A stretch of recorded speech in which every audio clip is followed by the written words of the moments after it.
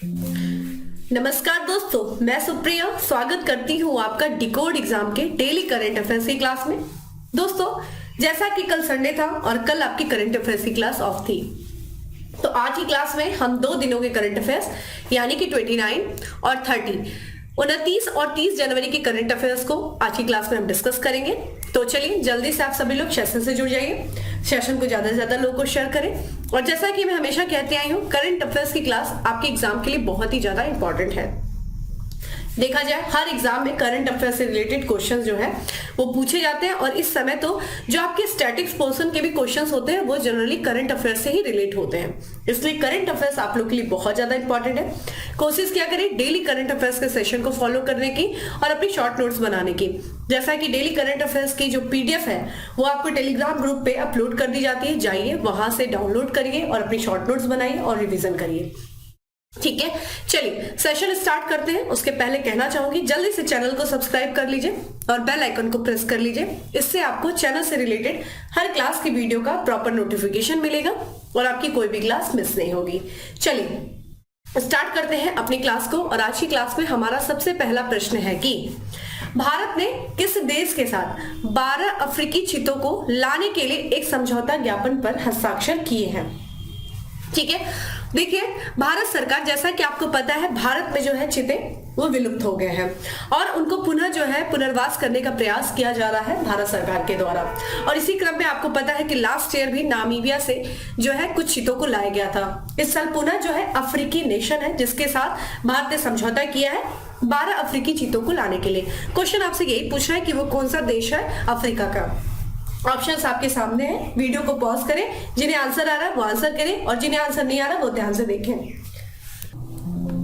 तो देखिए इसका करेक्ट आंसर दोस्तों क्या है, ए है, दक्षिण अफ्रीका। ठीक है, दक्षिण अफ्रीका के साथ समझौता किया गया है 12 अफ्रीकी चीतों को लाने के लिए। आइए इनके बारे में बात करते हैं। तो जैसा कि अभी हाल ही फिलहाल में भारत ने दक्षिण अफ्रीका के साथ समझौता किया है। उद्देश्य क्या है दोस्तों, 12 चीते, अफ्रीकी चीते लाने का। तो लगभग जो है 8 से 10 सालों के अंदर 12 अफ्रीकी चीते लाए जाएंगे और इसके लिए जो समझौता किया गया है वो किया गया दक्षिण अफ्रीका के साथ। ये जो चीते लाए जाएंगे उनका पुनर्वास कहाँ किया जाएगा, उसको स्थानांतरित कहाँ किया जाएगा, ये आपके लिए इंपॉर्टेंट है। तो देखिए पार्क है कुनू नेशनल पार्क, ध्यान रखिएगा ये मध्य प्रदेश में है। ठीक है, इसी पार्क में इन 12 चीतों को स्थानांतरित किया जाएगा। लास्ट ईयर जब नामीबिया से भी चीते लाए गए थे तो उनको भी यहीं पे स्थानांतरित किया गया था।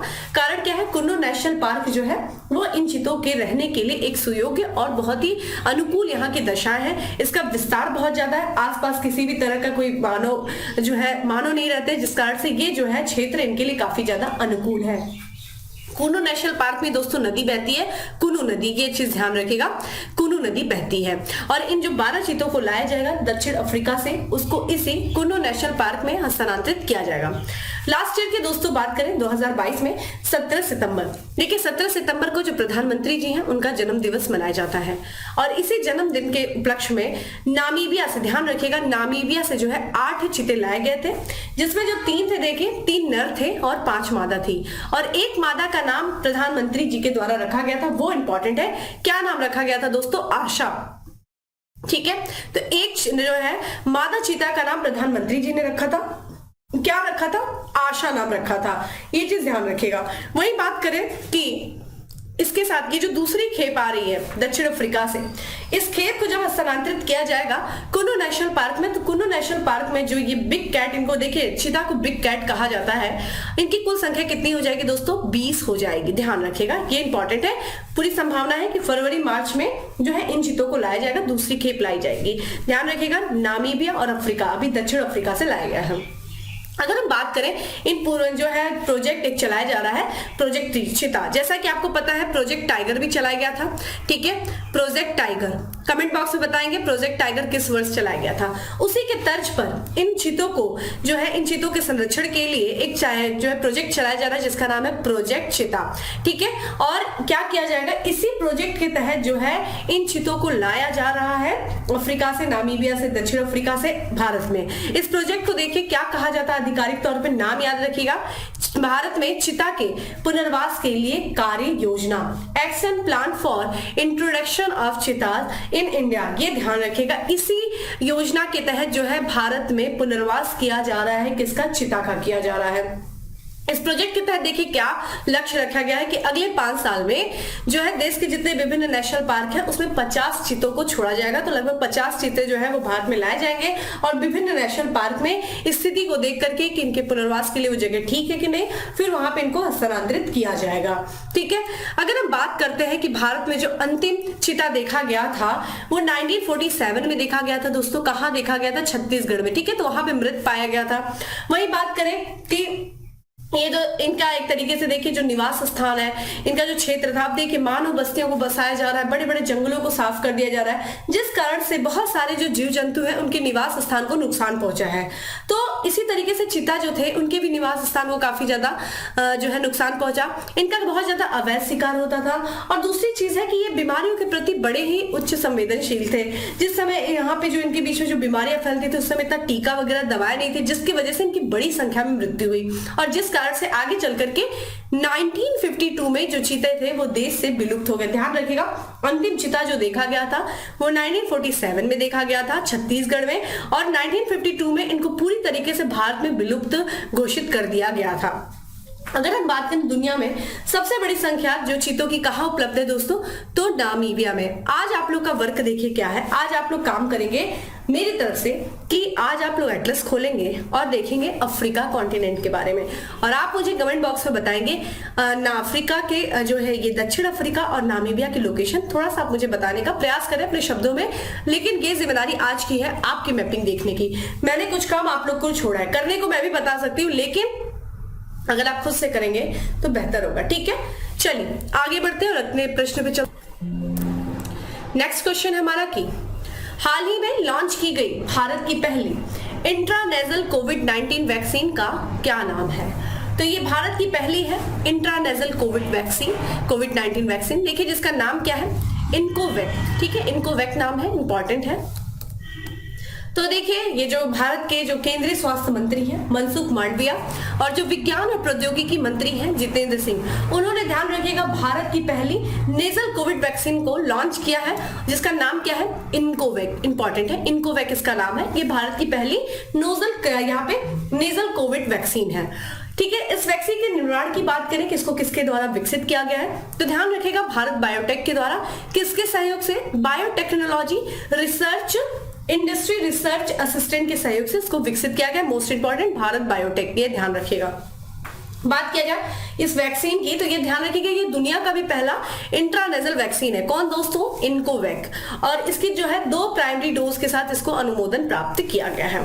तो ध्यान रखिएगा कि भारत की जो पहली नेजल कोविड-19 वैक्सीन है जिसका नाम क्या है, इनकोवैक, भारत बायोटेक के द्वारा इसको विकसित किया गया है। किसके सहयोग से? बायोटेक्नोलॉजी इंडस्ट्री रिसर्च असिस्टेंट के सहयोग से। ठीक है, अब बात करते हैं अगले प्रश्न की। हमारा नेक्स्ट क्वेश्चन है कि निम्नलिखित में से कहां 30वां राष्ट्रीय बाल विकास कार्यक्रम कांग्रेस का आयोजन किया जा रहा है? ठीक है, ध्यान रखिएगा ये जो है राष्ट्रीय बाल विकास कांग्रेस का आयोजन किया जा रहा है।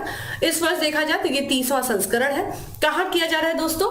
तो ये किया जा रहा है अहमदाबाद, गुजरात के अहमदाबाद शहर में किया जा रहा है। आइए इसके बारे में बात करते हैं। तो देखिए ये जो 30वां राष्ट्रीय बाल विकास कांग्रेस है इसका आयोजन कहाँ किया जा रहा है दोस्तों? गुजरात के अहमदाबाद में किया जा रहा है। कार्यक्रम की देखिए शुरुआत 27 जनवरी से शुरू हुई है जो कि कब तक चलेगी? 31 जनवरी तक चलेगा। और वहां पे एक सिटी है साइंस सिटी, वहीं पे इसका आयोजन किया जा रहा है।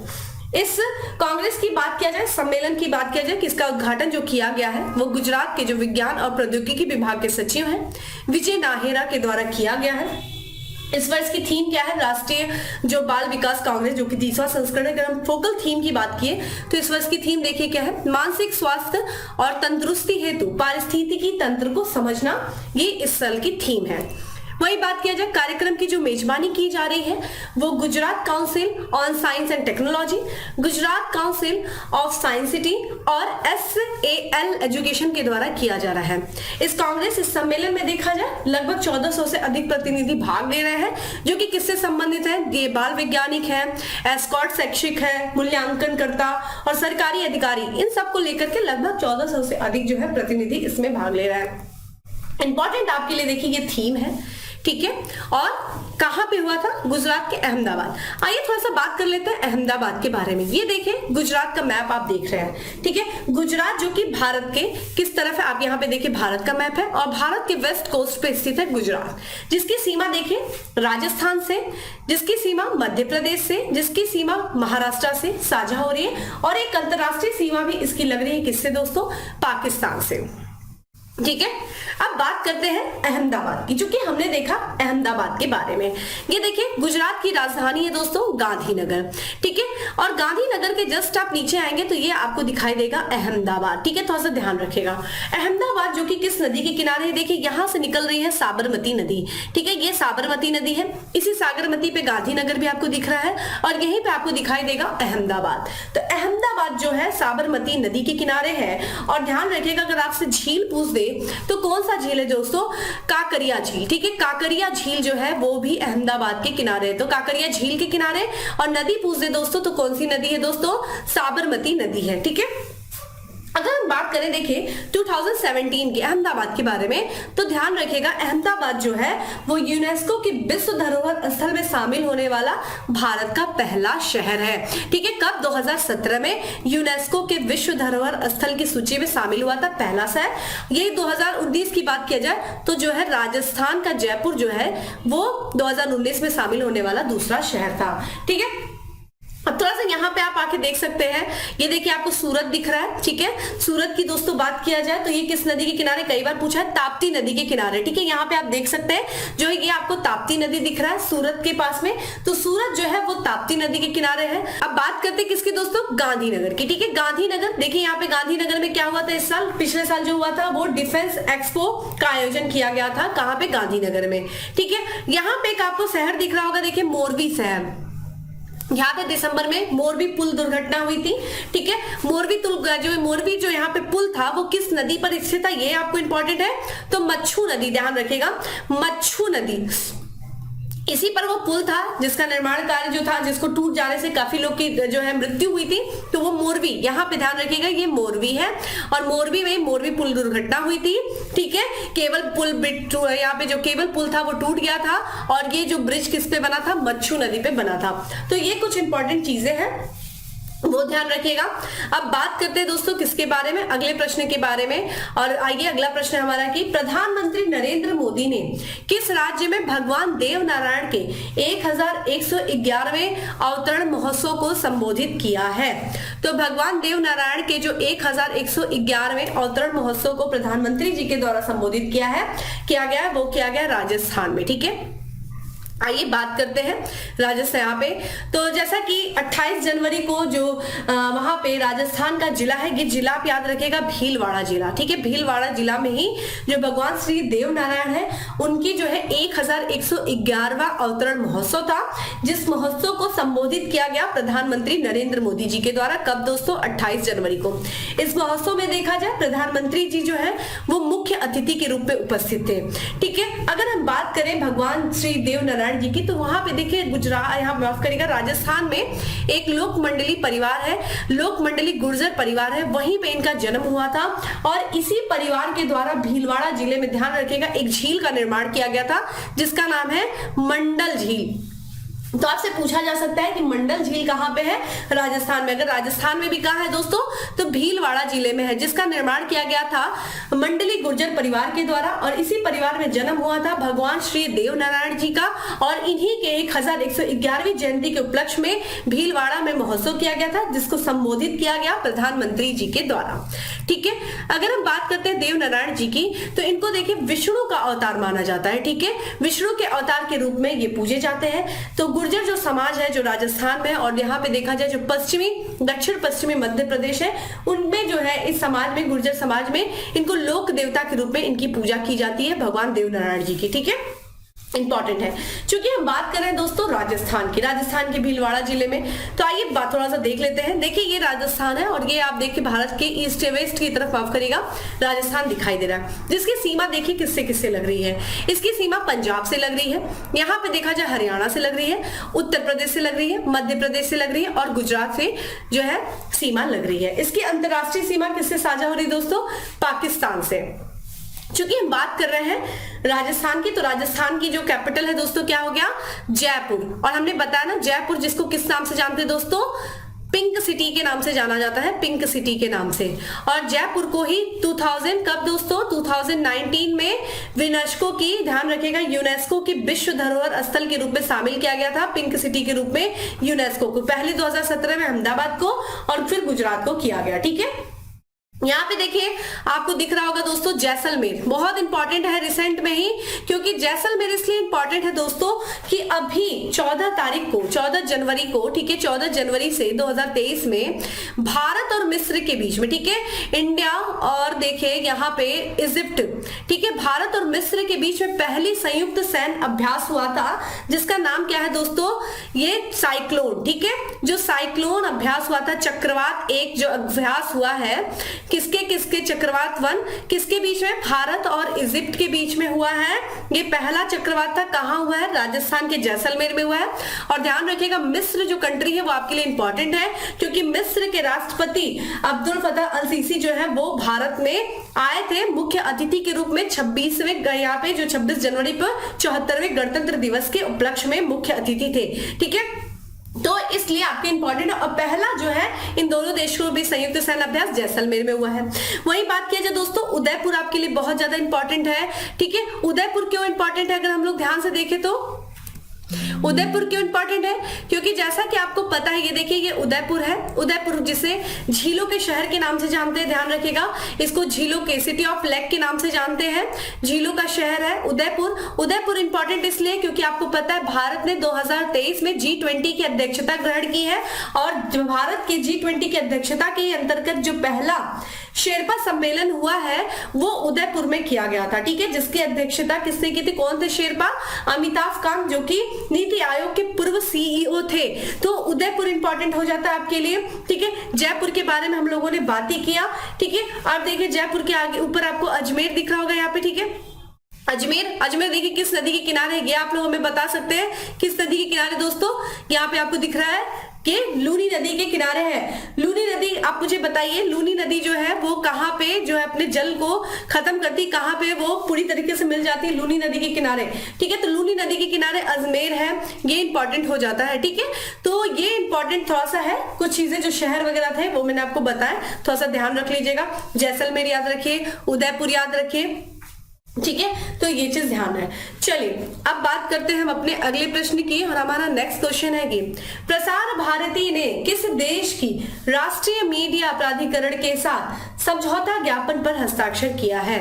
तो ये देखिए देश की राष्ट्रीय मीडिया, किस देश की राष्ट्रीय मीडिया के साथ जो भारत की प्रसार भारती है उससे समझौता किया है, वो है मिस्र। ठीक है, मिस्र। आइए इसके बारे में बात करते हैं। तो देखिए 25 जनवरी को जो भारत की और जो मिस्र की जो मीडिया है, भारत की बात किया जाए तो प्रसार भारती और मिस्र का जो राष्ट्रीय मीडिया प्राधिकरण है उनके बीच में समझौता ज्ञापन हुआ है। किससे संबंधित था ये, तो एक तरीके से सामग्री विनिमय, ठीक है, क्षमता निर्माण और सह निर्माण, इन सब सुविधाओं के लिए इन दोनों देशों की जो मीडिया है उन्होंने आपस में क्या किया, समझौता ज्ञापन पर हस्ताक्षर किया है। बात करें ये जो समझौता हुआ है किसके किसके बीच हुआ है, तो भारत के जो केंद्रीय सूचना और प्रसारण मंत्री हैं अनुराग सिंह ठाकुर और जो मिस्र के विदेश मंत्री हैं समी हसन शोकरी, उनके बीच में जो है ये समझौता हुआ है। बात करें प्रसार भारती की कि इस समझौते का उद्देश्य क्या है, तो देखिए प्रसार भारती का एक अपना चैनल है जिसका नाम है डीडी इंडिया चैनल। ठीक है, प्रसार भारती जो है इस डीडी इंडिया चैनल का विस्तार करना चाह रहा है अंतरराष्ट्रीय स्तर पे। कारण क्या है कि वो इस विस्तार के माध्यम से जब ज्यादा से ज्यादा प्रसारण होगा भारतीय जो है चैनल का, तो उससे क्या होगा कि इस चैनल के माध्यम से जो भारत की अर्थव्यवस्था है, ठीक है, अर्थव्यवस्था जो होगी, प्रौद्योगिकी हो गई, तो यहाँ की किस तरीके से इकोनॉमिक जो है डेवलपमेंट हो रहा है, टेक्नोलॉजी में क्या डेवलपमेंट हो रहा है, दूसरा जो यहाँ पे जो सोशल जो डेवलपमेंट है उसमें किस तरीके का जो है विकास देखने को मिल रहा है, सोशल डेवलपमेंट क्या आ रहा है। ठीक है, जो भारत की एक तरीके से डाइवर्स जो कल्चरल हेरिटेज है या फिर जो विरासत है उसमें किस तरीके का विकास देखने को मिल रहा है, किस तरीके की हमारी संस्कृति रही है, वो सारे दुनिया के सामने दिखाने के लिए, उसको प्रदर्शित करने के लिए प्रसार भारती जो है अपने चैनल का विस्तार करना चाहती है और इसी के विस्तार के माध्यम से वो देश की प्रगति को दुनिया के सामने दिखाना चाहती है। यही उद्देश्य है। और इसी क्रम में देखा जाए जो प्रसार भारती वर्तमान में जो है प्रसारण के क्षेत्र में कई देशों के साथ उसने सहयोग किया है, जिसमें से देखा जाए 39 विदेशी प्रसारकों के साथ उसने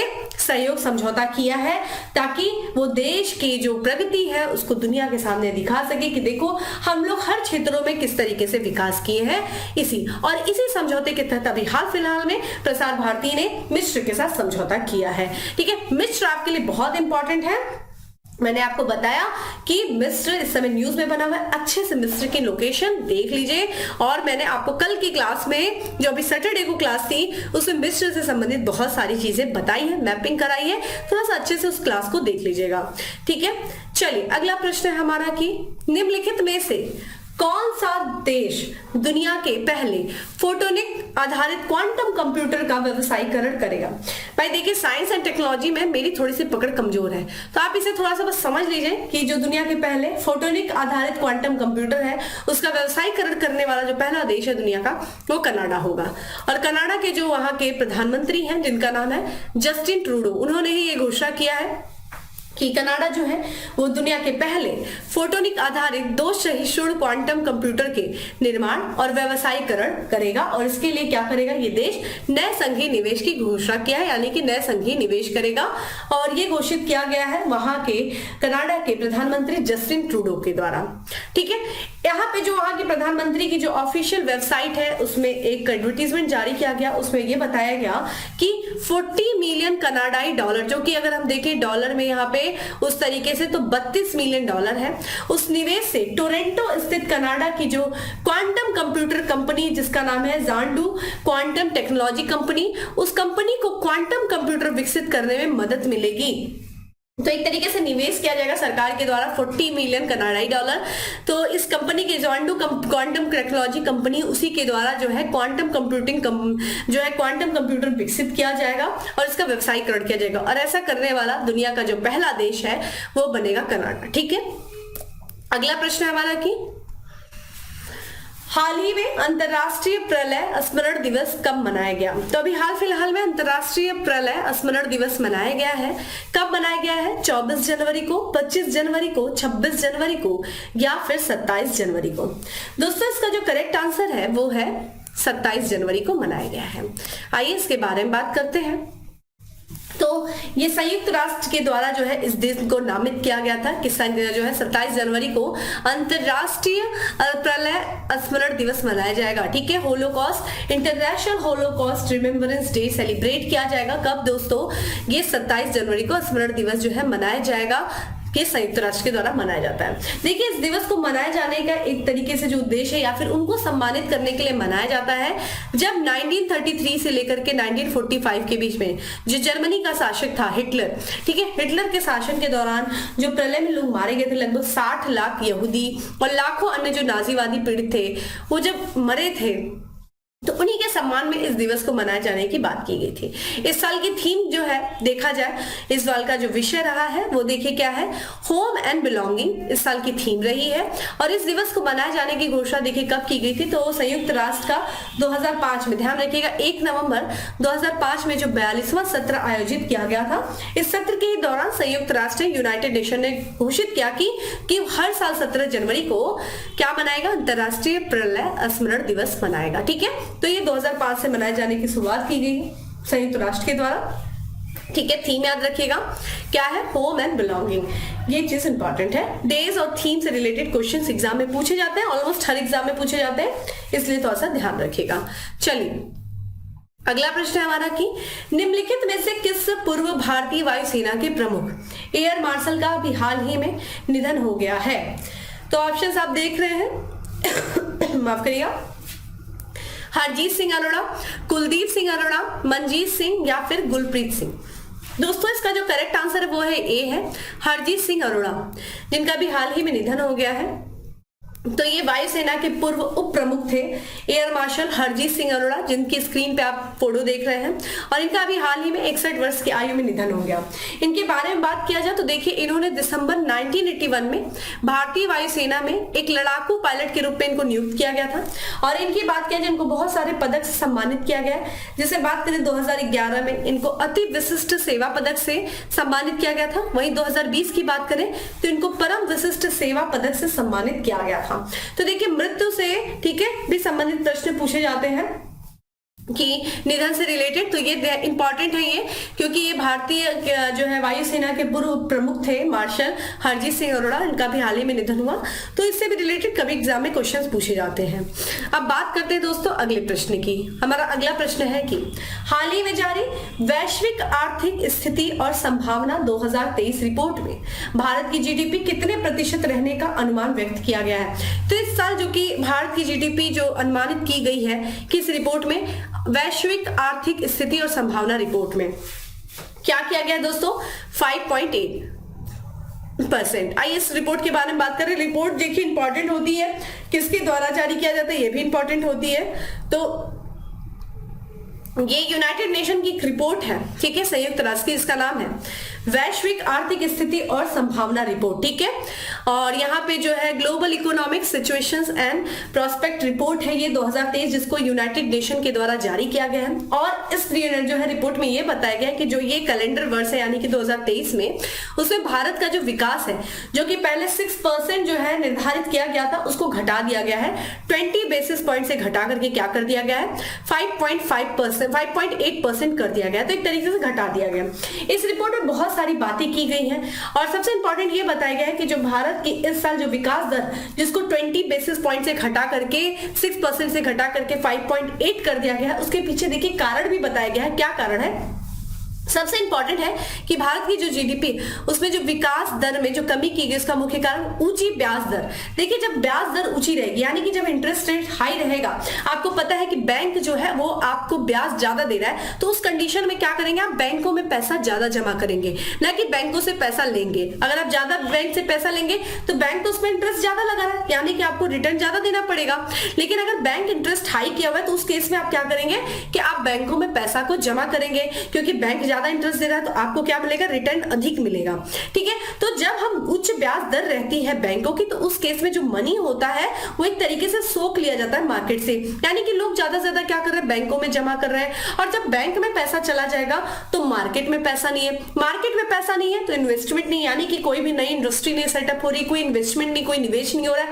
और जब निवेश नहीं होगा तो जॉब जनरेट नहीं होगी, जॉब जनरेट नहीं होगा तो लोगों की इनकम क्या है, प्रभावित होगी, पर कैपिटा इनकम नहीं बढ़ेगी, लोग ज्यादा से ज्यादा क्या, मंदी की तरफ हम बढ़ेंगे।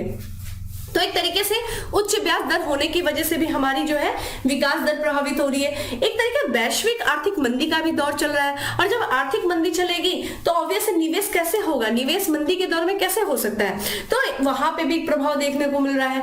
दूसरा, व्यापार में भी हमें भारी गिरावट देखने को मिल रही है, यानी कि जो निर्यात है उसमें भी काफी ज्यादा व्यापार नहीं हो रहा है देशों के बीच में, तो मंदी के दौर में व्यापार भी नहीं हो रहा है, तो उससे भी क्या हो रहा है, उसका भी दबाव पड़ रहा है। तो इन सब कारणों से जो भारत की विकास दर है वो प्रभावित हो रही है, और इस कारण से इस साल जो है इसकी विकास दर को घटा दिया गया है यूनाइटेड नेशन के द्वारा। किस रिपोर्ट में, तो वैश्विक आर्थिक स्थिति और संभावना रिपोर्ट। ये रिपोर्ट याद रखिएगा, इंपॉर्टेंट है।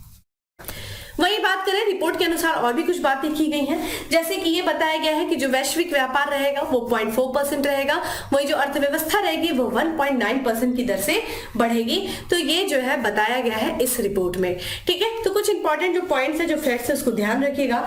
अब बात करते हैं दोस्तों किसके बारे में, कि अगला प्रश्न है कि निम्नलिखित में से कौन सा देश फीडा वर्ल्ड चैंपियनशिप 2023 की मेजबानी करेगा। तो चेस चैंपियनशिप है ये वर्ल्ड चैंपियनशिप, इसकी मेजबानी देखिए करेगा कजाकिस्तान। ठीक है, कजाकिस्तान मध्य एशिया का देश है, और इसी के द्वारा जो है जो फिडा वर्ल्ड चैंपियनशिप 2023 होने वाली है, ये होगा देखिए 7 अप्रैल से होगा, 1 मई तक चलेगा। और कजाकिस्तान की जो कैपिटल है अस्थाना, वहां पे इसका आयोजन किया जाएगा। इस पूरे टूर्नामेंट में देखा जाए 14 राउंड के जो है मैच होंगे और जो विजेता होंगे उनको 2 मिलियन यूरो की पुरस्कार राशि प्रदान किया जाएगा। और जो अभी तक जो मौजूदा जो विश्व चैंपियंस है, जो चैंपियन है, क्या नाम है, मैग्नस कार्लसन, इनको जो है ये जो है कहा जा रहा है कि 2023 में ये विश्व शतरंज चैंपियनशिप में हिस्सा नहीं लेंगे। तो अभी हमारे लिए इंपॉर्टेंट है कि ये जो इस साल की फिडा वर्ल्ड चैंपियनशिप होने वाली है, कहां होने वाली है, अस्थाना कजाकिस्तान में होने वाली है। ठीक है, ये चीज ध्यान रखिएगा। चलिए अब बात करते हैं दोस्तों फैक्ट्स ऑफ द डे की, छोटा पैकेट बड़ा धमाका। और सबसे पहला जो हमारा आज का फैक्ट्स है कि 14 यहाँ पे माफ करिएगा 4 फरवरी से लेकर के 14 फरवरी तक अपना पहला सरस मेला 2023 आयोजित करेगी कौन सी सरकार? तो जम्मू और कश्मीर की सरकार जो है वहां पे पहला सरस मेला होगा, ये फरवरी में आयोजित किया जाएगा।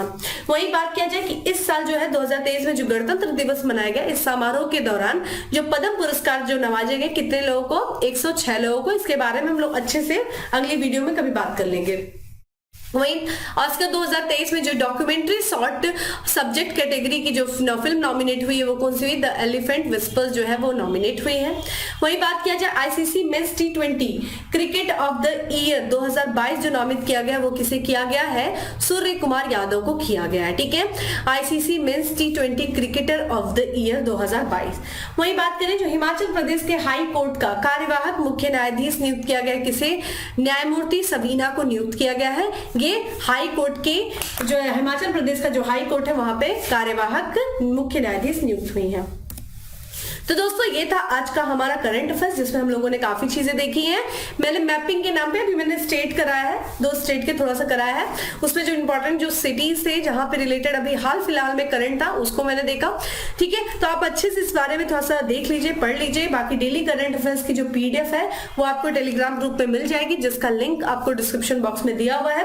कभी कभी 1-2 दिन आगे पीछे हो जाता है, अपलोड नहीं हो पाता है PDF, तो आप परेशान नहीं हुआ करिए, उनको फिर अपलोड कर दिया जाता है। कभी कभी टेक्निकल इशू आते हैं जिसकी वजह से थोड़ा डिले हो जाता है, तो उसमें थोड़ा सा पेशेंस रखा करिए। उस दौरान जो आप पहले का कुछ जो नोट्स वगैरह बनाए या जो पहले की PDF है उनको रिवीजन क्या करिए। ठीक है, चलिए फिर मिलेंगे अगले सेशन में, तब तक के लिए bye, have a good day, stay safe and stay happy.